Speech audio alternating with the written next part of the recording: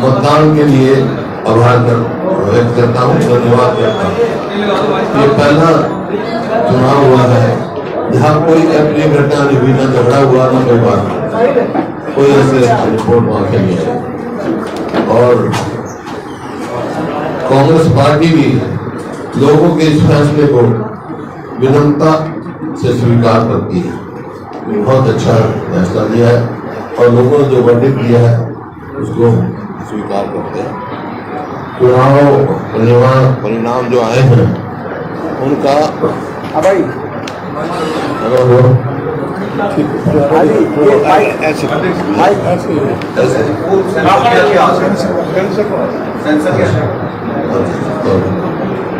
चुनाव परिणाम का संदेश साफ है कि लोगों ने प्रदेश में परिवर्तन का मन बना लिया है और कुछ ही दिनों के बाद कांग्रेस सरकार बनाना चाहती है।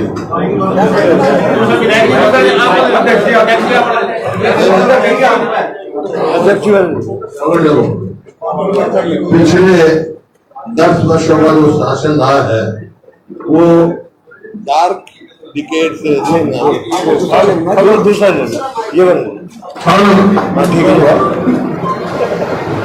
और पिछले जो 10 साल रहे हैं वो डार्क डिकेड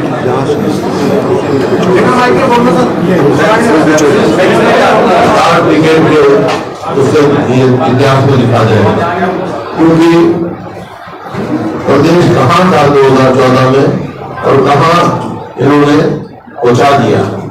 और जो इनकी 10 वर्षों की जो नीतियां, जनविरोधी नीतियां और निर्णय नफरत और नेगेटिविटी में घुसता रहा प्रदेश, ये ऐसा समय होगा जिसको लोग आसानी से भुला नहीं पाएंगे।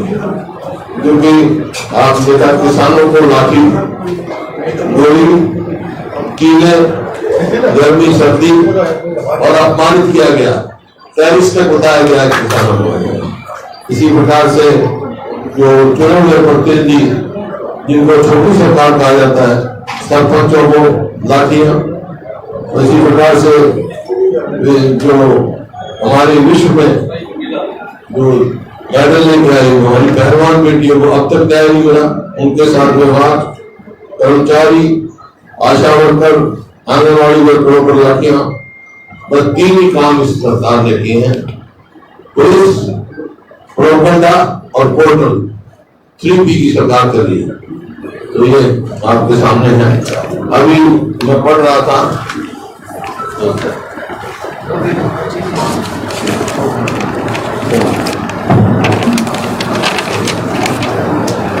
जैसे 100 गज के प्लॉट की बात थी, 100 गज के प्लॉट की हम कह रहे हैं कि बड़ी फोटो खिंचा रहे हैं, बड़ी फोटो खिंचा रहे हैं। ये जो है हमारी जो स्कीम थी उस स्कीम का पार्ट है। और 10 साल के बाद इनको याद आया कि ऑलरेडी जो है चिन्ह प्लॉट थे इनको पोजीशन देना चाहिए। 10 साल तक क्या करते रहे, जैसे भी हमारी सरकार गई ये 100 गज के प्लॉट वाली इन्होंने बंद कर दी। 4 लाख के करीब हम प्लॉट दे चुके थे और 7 लाख प्लॉट जो हमने चिन्ह किए थे। अभी सरकार को तो माफी मांगी थी उन 3 लाख लोगों से जिनका इनको जो प्लॉट मिले थे वो नहीं दिए और जो पोजीशन दिया था वो नहीं दिया। किस बात क्यों ले रहे? तो इसी प्रकार से आप कोई भी उद्देश्य देखें, ये अपना आरक्षण की बात करते हैं, आरक्षण की बात करते हैं, कई बार कहते हैं कि हमने कहा आरक्षण के खतरा है इनके। ये इनको लेके जो फैसले हैं ये साबित करते हैं। जैसे बैकवर्ड क्लासेस का क्रिमिनल इन्होंने 8 से 6 कर दिया, हम 8 से 10 करेंगे। इसको किसको नुकसान होगा? उससे बैकवर्ड क्लास के गरीब आदमी को नुकसान होगा रिजर्वेशन। इसी प्रकार से जो कौशल रोजगार योजना चलाई उन्होंने, कच्ची नौकरियां दी, पक्की नौकरियां 2 लाख खाली है, वहां उसमें ना तो मेरिट है ना रिजर्वेशन। एक एक फैसला ऐसा कर रहे हैं जो रिजर्वेशन के खिलाफ उन्होंने फैसला लेने का काम किया है।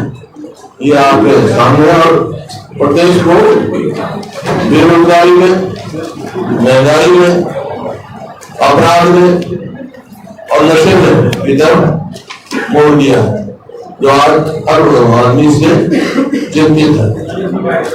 आज जो है बेरोजगारी के ऊपर कितने ही आप देखो, और प्रदेश को डेट ट्रैप में डाल दिया।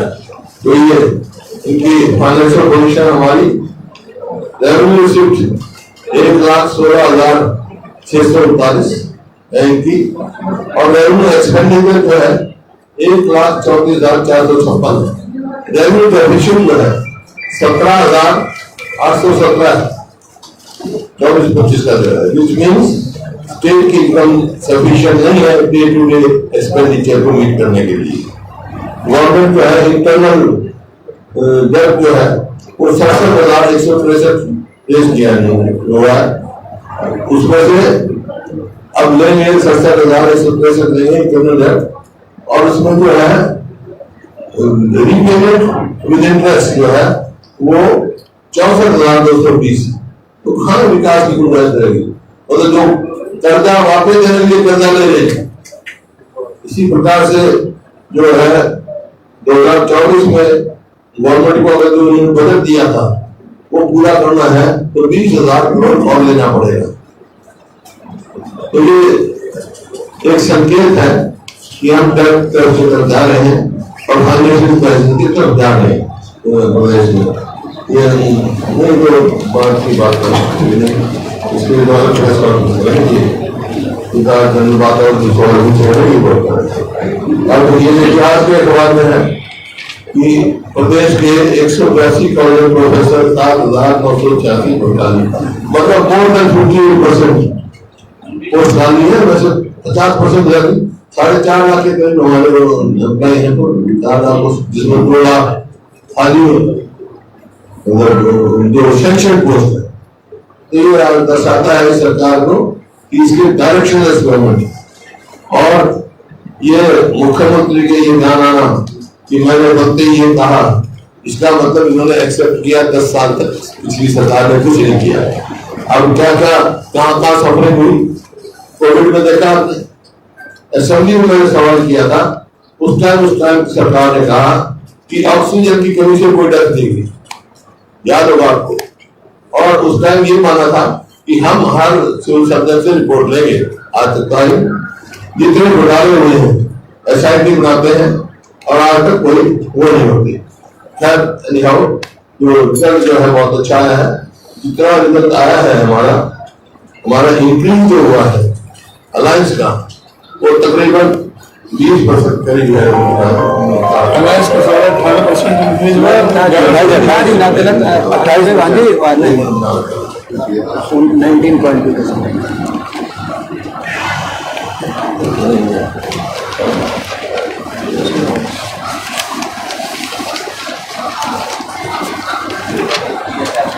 ये जो हमारे अलायंस की परसेंटेज जो आई है वो 47.6% आई है हरियाणा में, which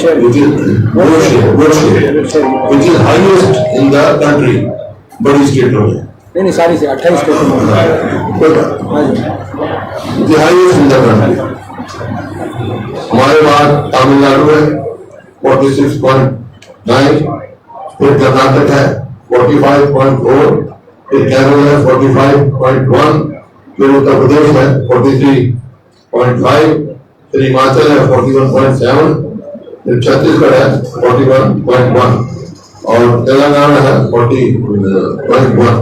मतलब इस हिसाब से हाईएस्ट जो 4% in favour of alliance, India alliance जो है वो हरियाणा की आई। लीड्स कितनी सीट्स है? विधानसभा की कितनी सीट्स पे लीड है? 46 पे लीड किया है। और इंक्रीज जो है हमारा समझो 19% आया, 20% इंक्रीज हुआ है राउंड फिगर ये है। और बीजेपी का जो है वो गिरा है 12% के करीब, तो ये गिरा है। मेरा कहने का मतलब ये है कि लोकसभा में हाफ, विधानसभा में साफ बीजेपी। लोकसभा में तो हाफ हो गई, 10 की 10 में 5 आएंगे, विधानसभा में साफ हो जाएगी, ये कहने का मेरा मतलब। बाकी हम अध्यक्ष जी अपना कार्यक्रम बताएंगे, आपके जिससे भी सवाल हो उसका नाम बताए ना तो हम जवाब देंगे। सर ये आपने जो परसेंटेज बताया है कितना था इंडिया गठबंधन वाला? इंडिया गठबंधन 47.62 है। और इनका बीजेपी का, चलो हमको बता दिए। बीजेपी का पहले था 57.7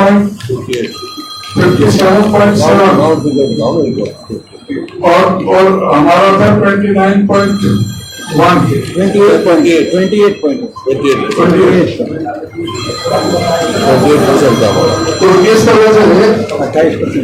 तो इस तरह से हमारा 19.5% वोट शेयर बढ़ा है और उनका 12% घटा है। हर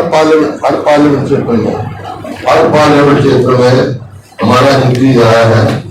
अम्बाला में भी 18% पड़े हैं, माइनस बीजेपी के -11, और भिवानी में 21% पड़े हैं, फरीदाबाद में 20.3% पड़े हैं, गुड़गांव में 11.6, हिसार में 33% पड़े हैं, करनाल में 18, कुरुक्षेत्र में 17.9, रोहतक में 16.4, सिरसा में 24.7, सोनीपत में 11.4।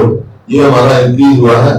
और इसी तरह बीजेपी का डिक्रीज जो हुआ है, अम्बाला में 11.1 और भिवानी में 13.8, फरीदाबाद में 15.1, गुड़गांव में 10.4, हिसार में 7.9, करनाल में 15.8, कुरुक्षेत्र में -11%, रोहतक में 11.9, सिरसा में 17.8 और सोनीपत में 5.1।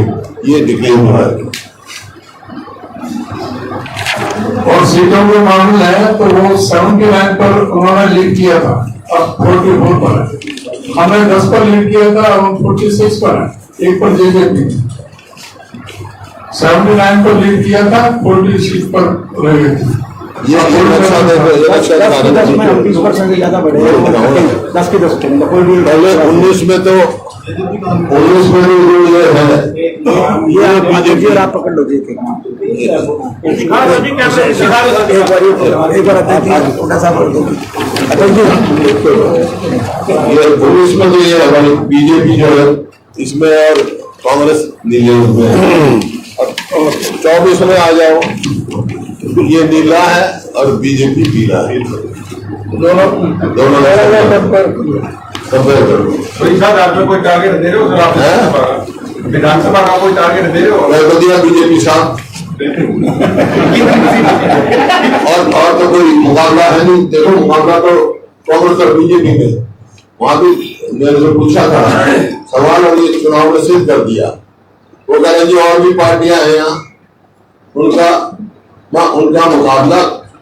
मुकाबला तो कांग्रेस का बीजेपी का है, उन पार्टी का मुकाबला तो नोटा से है। नोटा जितनी वोट आई उतनी वोट आई उनकी और क्या है।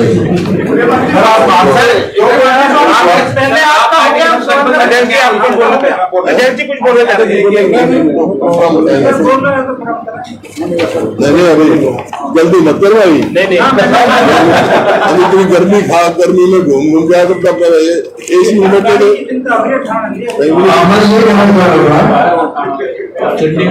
इन्होंने अभी रिजल्ट आते ही बिल्कुल होगा बेतहाशा निराशा में इन्होंने कदम उठाने शुरू किए। जिस तरह से हुड्डा साहब ने जिक्र किया था प्लॉटों का, इन्होंने 10 साल में एक सिंगल प्लॉट किसी को कोई अलॉट नहीं किया, जिसके अभी कब्जे देने की बात कर रहे थे।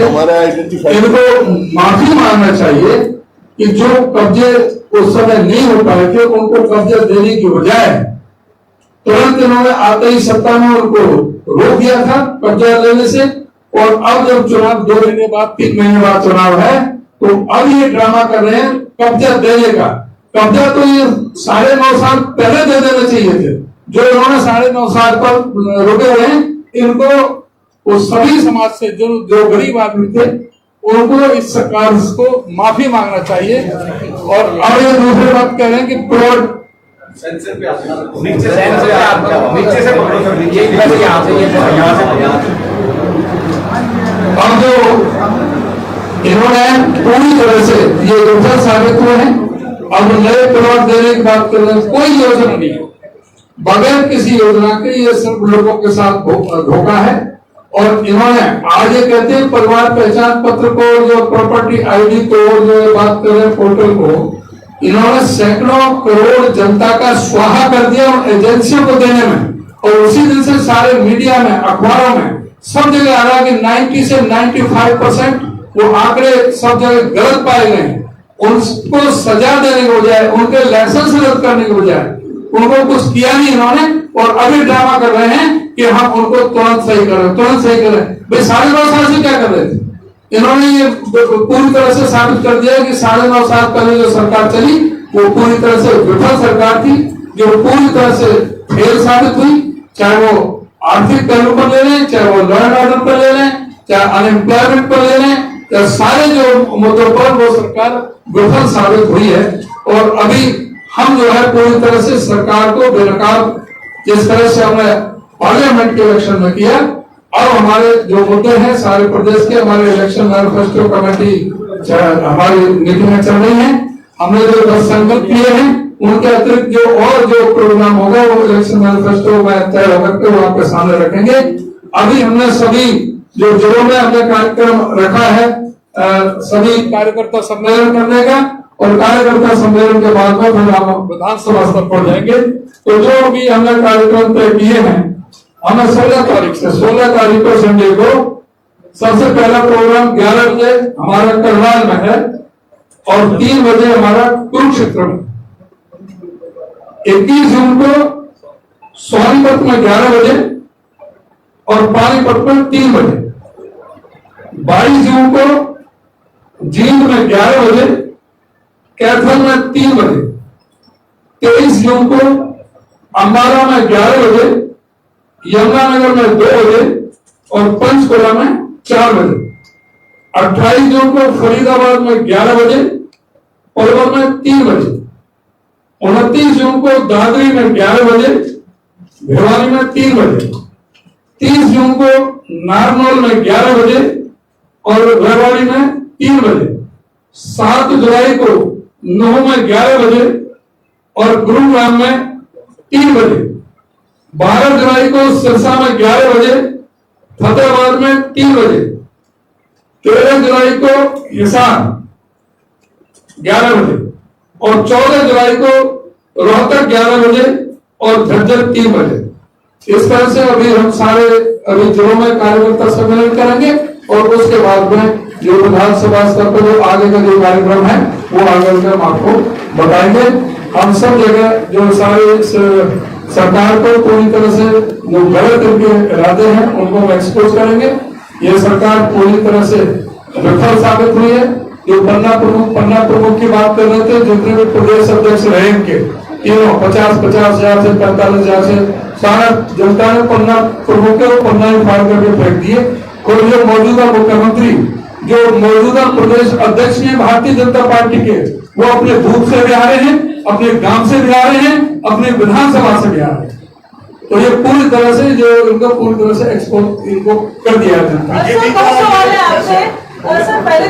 देखिए, तो ये जैसे उन्होंने कहा अनाउंसमेंट कर रहे हैं, अनाउंसमेंट क्यों कर रहे हैं कि अपनी सरकार बचाने के लिए और अपने विफलताएं छुपाने के लिए। लेकिन लोगों ने फैसला कर दिया है, इनको जनता करने का फैसला कर दिया है। क्योंकि आपने देख लिया, जिन दिन वोट हुआ उसी दिन टोल बढ़ा दिया, महंगाई बढ़ा दी। उसी दिन से रात को बिजली नहीं आती, पानी की गाँव में बिजली नहीं आ रही, बिजली करते जामिया गाँव जिन गाँव में गया 2000 मेगावाट की कमी है। 1 यूनिट बढ़ाई नहीं 10 साल में, किया क्या है? 1 मेट्रो पोल लगाया नहीं, 1 यूनिट बिजली बढ़ाई नहीं। अब कह रहे हैं 2000 मेगावाट हम हमारे गवर्नमेंट बाहर से देंगे। क्यों नहीं कहा कि यमुनानगर का जो थर्मल प्लांट सैंक्शन हमारे टाइम का है एक्सटेंशन, वो नहीं उसको कोई कार्रवाई की। तो कोई भी एक भी ऐसी जगह नहीं है, कोई बड़ी यूनिवर्सिटी नहीं लेके आए, कोई इंस्टीट्यूशन नहीं लेके आए, जो ऑलरेडी है वही खराब करके मेट्रो नहीं लगाया उन्होंने, कहीं रेलवे लाइन बिछाई नहीं, कुछ भी कहीं भी उपलब्धि नहीं है। आपके टाइम में कितने सौ के प्लॉट दिए गए थे? आपके टाइम में कितने आपके टाइम में कितने 100 गज के प्लॉट? हमने तो 4 लाख 4 लाख ही करीब 3 लाख 10,000 पोजीशन कितनों का रह गया था? सरकार आपने जितने भी प्लॉट दिए उनका पोजीशन भाई दीदी को एक आदमी पंचायत में बड़ा हो जाएगा तो पोजीशन पड़ जाएगा, वो 10,000 पोजीशन जो प्रोसेस में थे, बाकी 3 लाख और चिन्हित किए थे, 7 लाख के करीब और देने थे, जो उन्होंने स्कीम बंद कर दी। सर 3 कैबिनेट मंत्री ले लिए गए, कैबिनेट बिजली की सर 2 सवाल है। एक तो जो पोर्टफोलियो एलोकेशन दिए गए हैं, 3 पोर्टफोलियो दिए गए हैं, 5 में से 3 लोगों को हरियाणा में, ये क्या आपको लगता है कि इलेक्शन को असेंबली कोच को देखते हुए दिए गए हैं, और क्या आपको लगता है इसके रैमिफिकेशन होंगे? और दूसरा, आम आदमी पार्टी और आपका जो अलायंस है वो क्या असेंबली कोच पे भी रहेगा? देखिए, जहाँ तक आम आदमी का हमारा अलायंस का सवाल है, वो नेशनल लेवल पे अलायंस था, हमारा स्टेट लेवल पे कोई अलायंस नहीं है, अभी कोई बात नहीं, ना कोई बात करिए, हम ना कोई अलायंस की बात करते हैं, जो कैबिनेट ऑफ प्राइम मिनिस्टर है, पर देखते हैं परफॉर्मेंस क्या रहेगी। We have to reach our performance. बिजली की कमी का मुद्दा आपने बताया कि बिजली कमी की क्या स्थिति है। अब खट्टर साहब जो है देश के बिजली मंत्री बन गए, कैसे आप देख रहे हैं कि कमी होगी? मैं कह चुका आपसे समझ के लिए कहा था, जब परफॉर्मेंस देखेंगे, विधानसभा चुनाव से अकेले जैसी 10 साल परफॉर्मेंस देखी है, ऐसी परफॉर्मेंस रहेगी तो भाई संभावना है आने वाले टाइम में गठबंधन की कोई संभावना है? हमारी शुभकामना है परफॉर्मेंस अच्छी रहे, महकमे मिलन देखते हैं। आम आदमी पार्टी विधानसभा चुनाव अकेले लड़ेंगे सर? अकेले में नहीं, अभी सर जिस तरह उन्होंने कहा कि किसने कहा ने कहा कि आरोप लगा कि क्षेत्र में मतलब पार्टी के कई नेता है, तो इतना सहयोग मिला नहीं उनको लोकसभा चुनाव में। किस चीज को उसका जो है वो हमारे उम्मीदवार थे आम आदमी पार्टी के, साहब अभी प्रताप बाजवा वो कह रहे थे कि अगर कुरुक्षेत्र सीट अकेले लड़ती कांग्रेस तो कुरुक्षेत्र भी जीत जाते हैं, आपको लगता है साहब? ये तो राष्ट्रीय स्तर पर बेहतर हो गई। परिवार पहचान पत्र को लेकर अब सरकार ने कैंप लगाना शुरू कर दिए, सभी डिप्टी कमिश्नर को आदेश दे दिए गए, क्या लगता है आपको? लोकसभा मैंने कहा इस बात का कुछ नहीं होगा, 10 साल तक क्या किया, परिवार पहचान पत्र में लोग इतने परेशानी करी, जैसे कोविड में परेशानी झेल चुके हैं लोग, इन बातों से कुछ नहीं होगा। लोगों ने फैसला कर दिया इस सरकार को चलता करना है। कांग्रेस ने यह मुद्दा उठाया था कि ये जो है परिवार पहचान पत्र और जो आधार कार्ड में गलतियां उसमें वो जाके रखा हुआ है इन्होंने, ये कांग्रेस ने मुद्दा उठाया, आपको कैंप लगा दिया, तो उसका कोई फर्क परेशानी बढ़ा रहे हैं। ये जो है जो जन के हैं उनको रखेंगे, बाकी जनता करेंगे, जरूरी है। सर बीसी और एससी वोटर जो बीजेपी का कभी समर्थक हुआ करता था वो छिटक कर कांग्रेस की तरफ आ गया है, तो लग रहा है कि ये कांग्रेस की नीति कांग्रेस को 36 बरादरी की वोट मिली है, सब फॉर्मूला से पूरा सहयोग मिला, चाहे एससी हो, चाहे ओबीसी हो, चाहे और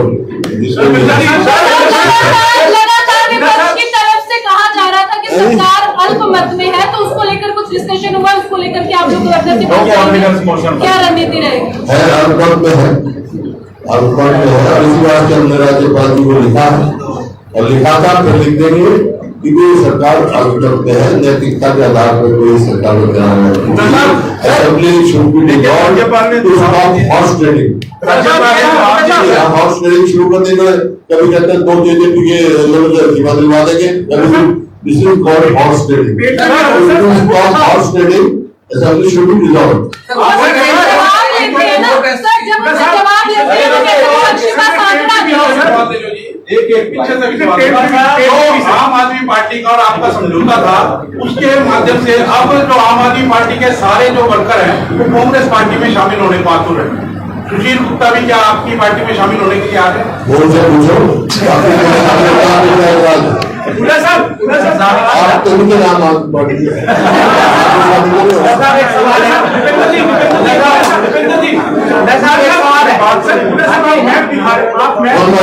आप मैप दिखा रहे थे सर की 2014 आप मैप दिखा रहे थे, इसमें यहाँ की कवरेज से आप यहाँ पे है, लेकिन कुमारी शैलजा ये कह रही है सर कि हम हिसार हारे बहुत कम, हिसार हम जीते बहुत कम अंतर से, भिवानी हम हारे और सोनीपुर हम कम अंतर से। उनका ये कहना है सर कि ये टिकटों का वितरण है, इसमें ठीक ठाक नहीं रहा, वरना नतीजे इससे ज्यादा बेहतर होते। टिकटों का वितरण पार्टी हाईकमान ने किया है और पार्टी हमारे हाईकमान फैसला करती है, सब मान्य होता है। दीपेंद्र जी से करना है, दीपेंद्र जी पहले मेरे खत्म कर लो। आप पोर्टल का हमेशा विरोध करते हैं, लेकिन सरकार जो है अब उसको सरल तो कर रही है, पोर्टल सिस्टम खत्म नहीं कर रही। तो हम तो करेंगे ना, मैं कहता जो पोर्टल करने होंगे उसको रखेंगे हम और लगाएंगे, जो टेक्नोलॉजी उनको हटाएंगे। पोर्टल की सरकार है।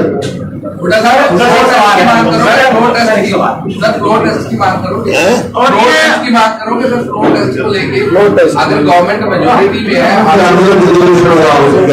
इमीडिएट इलेक्शन भी कर रखी है। अब वो कांग्रेस साहब है, अभी मैं बयान पढ़ रहा था, किसी का आया था कि भाई अगर वो है तो opposition should parade before the governor. Why opposition? Governor should parade the majority before the governor. वो लेके आए वहां।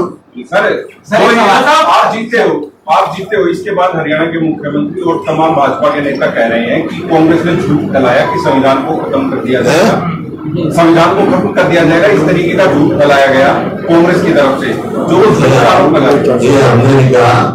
आप लोग भी देखो, जो एमपी थे उम्मीदवार थे, उनने कहा 405 चाहिए हमारे संविधान में, हमने तब्दीली कर दी। उनके नाम पे कहा था जरूरी है। सर जो अभी लोकसभा में परफॉर्मेंस आई, जो लोग अपने आप को टिकट का दावेदार मान रहे हैं, जो भी चलने के दौड़ लगा रहे हैं, तो क्या उनके जो इनके इलाके में जो नतीजे आए हैं वो भी एक पैमाना रहेंगे आने वाले? 2 सीटें हार गए। हमारा पैमाना वही रहेगा जो लोकसभा में था, जो जीतने वाला होगा वो कर दी जाएगी। सर्वे चल रहा है जी, कोई कैंडिडेट्स के बारे में सर्वे चल रहा है? आप मुझे बताएं, अगर आप उम्मीदवार तो आपको सर्वे करा देते हैं।